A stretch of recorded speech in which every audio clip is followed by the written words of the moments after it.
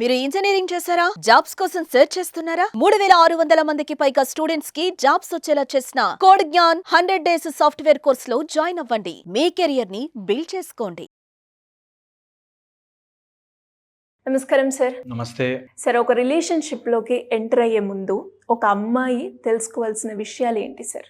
ఆ రిలేషన్షిప్, ఆ జర్నీ అంత బాగుండాలి అంటే తను ఏం తెలుసుకోవాలి? మ్యారేజ్ రిలేషన్షిప్స్ గురించి మాట్లాడితే ఓకే, చాలా ఇంపార్టెంట్గా తెలుసుకోవాల్సిన ఒక 5-6 పాయింట్స్ ఉన్నాయి. నంబర్ 1 వచ్చేసి ఎమోషనల్ నీడ్స్. అబ్బాయి యొక్క ఎమోషనల్ కేపబిలిటీ ఇది తెలుసుకుని తీరాలి.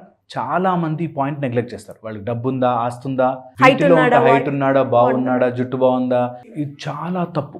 ఎమోషనల్ నీడ్, బికాజ్ నేను ఎమోషనల్ థెరపిస్ట్ కాబట్టి అది చెప్తున్నాను కాదు. ఒక మనిషి సిచ్యువేషన్ వచ్చినప్పుడు ఎలా బిహేవ్ చేస్తాడు, that is a most important point. ఇది అందరు అమ్మాయిలు నేర్చుకోవాల్సిన స్కిల్. ఒక డేంజరస్ సిచ్యువేషన్ వస్తే, ఒక కోపమైన సిచ్యువేషన్ వస్తే, ఒక ఆయనకు అనుకున్నట్టుగా జరగని సిచ్యువేషన్ వస్తే ఎలా బిహేవ్ చేస్తున్నాడు, emotional growth of the person చాలా ఇంపార్టెంట్. ఎమోషనల్ ప్రిపేర్డ్నెస్ ఉందా లేదా, వెరీ ఇంపార్టెంట్. ఎందుకంటున్నానంటే ఏదైనా సందర్భం వస్తే వాడు అన్నిటి కోపం వచ్చేస్తుంది. అసలు కోపం కానీ మంచివాడండి, రాంగ్, నాన్ సెన్స్. ఎప్పుడు ఒప్పుకోద్దా పాయింట్. కోపము కానీ మంచివాడండి ఉండదు. నువ్వు ఆ కోపాన్ని ప్రతి సంవత్సరం, ప్రతిరోజు, ప్రతి నెల తట్టుకోలేవు. సో ప్రతిదానికి కోపం వచ్చేసి అన్నిటికీ ఇరిటేట్ అయిపోయి, రాంగ్, నాన్ సెన్స్. అలాంటి వాళ్ళు చాలా జాగ్రత్తగా. ఎమోషనల్గా కంట్రోల్ లేనివాడు, ఎమోషనల్ మృగం అంటాం మేము, ఎమోషనల్ యానిమల్, అలా ఉన్నవాడు వేస్ట్. ఓకే, అదొకటి బాగా తెలుసుకోవాలి. ఎమోషనల్లీ బాగున్నాడు, యు ఆర్ 90% త్రూ. ఓకే, ఏదైనా ప్రాబ్లం వస్తే ఫేస్ చేద్దాం, తట్టుకుందాం, ఏం కాదులే తీసుకుందాము అనేటట్టుగా ఒకటి. బయట కనడం కాదు, నిజంగా ఉండగలగాల క్వాలిటీ, అది అసెస్ చేయడం రావాలి. Okay, emotional. సెకండ్ వచ్చేసి ఫ్యామిలీ ట్రీ. మనకి ఎప్పుడు ఇటు 7 తరాలు అటు 7 తరాలు అని చెప్పారు. ఎందుకంటే ఒక మంచి ఫ్యామిలీ ఎన్వైర్న్మెంట్లో పెరిగిన వాడు జనరల్లీ బాగుంటాడు. జనరల్లీ 90% బాగుంటాడు. ఎందుకు మనము అలోన్గా ఉన్నవాళ్ళు బాగుండరా అని కాదు. చాలా మటుకు కొన్ని రిలేషన్స్ ఎలా ఉంటాయి, అలోన్గా ఉన్న వాళ్ళకి ఆర్ ఒక్కడే ఉన్న వాళ్ళకి రిలేషన్స్తో ఎలా ఉండాలో తెలియదు. ఒకవేళ ఫ్యామిలీ మంచి ఫ్యామిలీతో త్రూ అండ్ త్రూ కలిసి ఉంటే ఒక బంధముతో ఎలా ఉండాలి అని తెలుస్తుంది. ఎందుకంటున్నానంటే ఎనీ బంధం విల్ హ్యావ్ ఎ రూల్. కొన్ని గివ్ అండ్ టేక్ ఉంటాయి ఒక రిలేషన్షిప్లో. ఓకే, ఇది మంచి, ఓసారి కోపం ఉంటుంది, ఓసారి ఉండదు, ఓసారి హ్యాపీగా ఉంటామనే ఆ గివ్ అండ్ టేక్ బంధం ఉన్న వాళ్ళకే తెలుస్తుంది. సో ఫ్యామిలీ బాగుండేటట్టుగా చూసుకోవాలి. జాయింట్ అవసరం కానీ ఒక మంచి family, good family, where they have ఒక ఈవెంట్కి వెళ్తాము, ఓ పూజకు, టెంపుల్కి వెళ్తాము, ఎలా బిహేవ్ చేయాలో తెలుస్తాయి వాళ్ళకి. ఓకే, చాలా ఇంపార్టెంట్. థర్డ్ వచ్చేసి ఫైనాన్షియల్ ప్లానింగ్ లేకపోతే అలాంటి వాళ్ళు ఉన్నా మీకు చాలా ఇబ్బంది పడతారు. నిజంగా కూడా ఒక రిలేషన్షిప్లోకి వెళ్తున్నప్పుడు డబ్బు ఉందా లేదా కాదు, ఉన్న డబ్బుని ఎలా ఖర్చు పెడుతున్నారు. నాకు తెలిసిన ఒక ఫ్యామిలీ లేకపోయినా సరే పెళ్ళి అయితే బాగా జరగాలండి, మాకు పెళ్ళి బాగా జరగాలండి, పెళ్ళి ఏంటి బాగా జరగాలంటే పెద్ద పెద్ద ప్లేట్లు పెట్టాలి, పెద్ద పెద్ద స్వీట్లు పెట్టాలి, 30 రూపాయలు 40 రకాల వంటలు పెట్టాలి. ఎందుకు? నీ స్తోమత ఏంటి, నీకు దాంట్లో ఉన్నంతవరకు పెట్టు హాయిగా. సో ప్రాబ్లం ఎక్కడ వస్తుందంటే ఫైనాన్స్ ఉన్నా లేకపోయినా వాడికి ప్లానింగ్ ఉండదు. అనవసరంగా 30 చీరలు కొనుక్కోవాలి, 50 బట్టలు కొనుక్కోవాలి, 5 షర్ట్లు కొనుక్కోవాలి, నాకు ఇలా ఉంటే నచ్చుతుంది. అలాంటి వాటితో చాలా జాగ్రత్తగా ఉండాలి.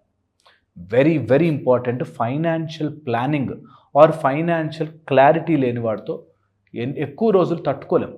Okay, and fourth most important thing, హ్యాబిట్స్కి ఎప్పుడైనా తాగొచ్చులే, ఈ మధ్య తాగుడేం పెద్ద అలవాటు కాదులే, ఎప్పుడైనా, నో వే, నో ఛాన్స్. అలాంటిది గనక మీకు ఫస్ట్లో అలవాటు కాకపోతే, ఫస్ట్లో అది అర్థం చేసుకోలేకపోతే, దాని తర్వాత ఫ్యూచర్లో అది అన్కంట్రోల్గా మారే ఛాన్స్ ఉంటుంది. ఒకవేళ మరీ తాగుబోతులు అందరూ చెడ్డవాళ్ళ అని ఆలోచిస్తే మాత్రం ఎంత కంట్రోల్ ఉంది అన్నది తెలుసుకోవాలి.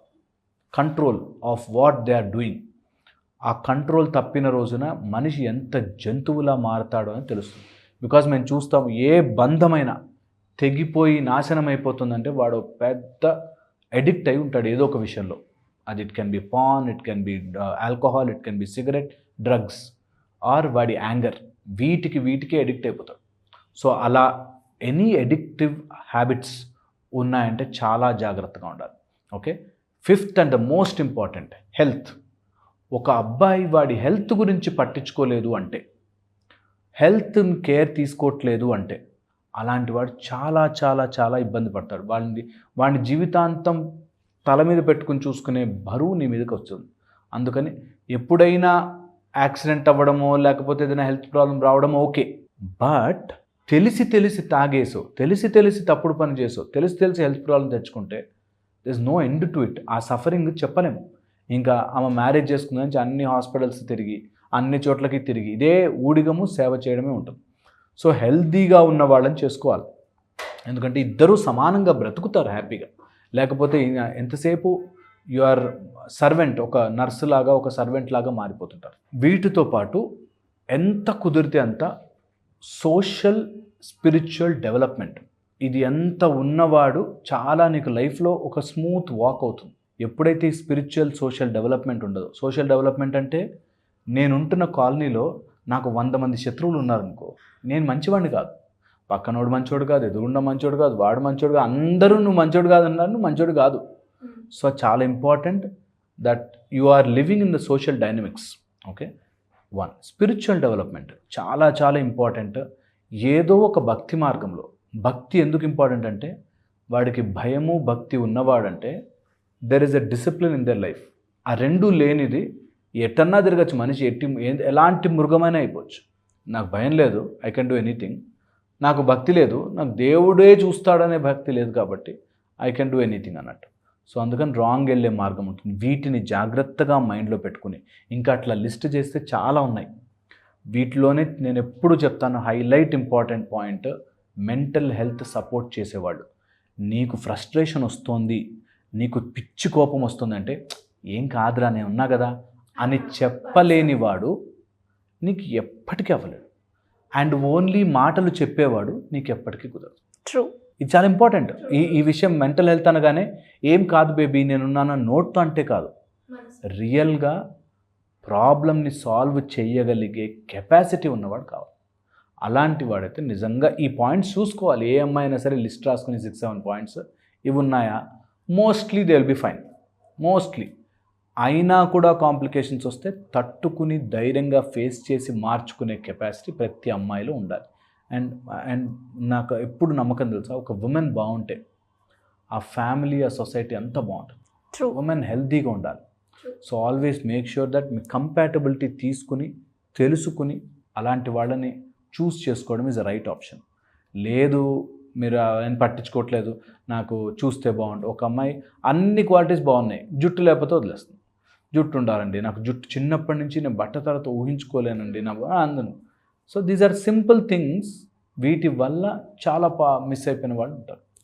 సో అందుకని ఈ పాయింట్స్ ఎమోషనల్ హెల్త్ని, మెంటల్ హెల్త్ని, నీ మెంటల్ హెల్త్ సపోర్ట్ చేసే వాళ్ళని, health, finances, family life, social and spiritual development, ఇవి ఉంటే హోప్ఫుల్లీ వాళ్ళు బాగుంటారు. అమ్మాయిలందరూ కూడా అబ్బాయి బాగున్నాడా లేదా, హైట్గా ఉన్నాడా, నల్లగా ఉన్నాడా, తెల్లగా ఉన్నాడా అని కాకుండా మీరు చెప్పిన క్వాలిటీస్ ఏవైతే చూసుకుంటే, అంటే ఇప్పుడున్న సమాజంలో ఇలాంటివి చెక్ చేసుకొని కనుక ఒక రిలేషన్షిప్కి వెళ్తే చాలా బాగుంటుంది అనిపిస్తుంది. Thank you sir, thank you so much. Suman టీవీలో మీ పర్సనల్ అండ్ బిజినెస్ ప్రమోషన్స్ కోసం కింది నెంబర్కి కాంటాక్ట్ చేయండి.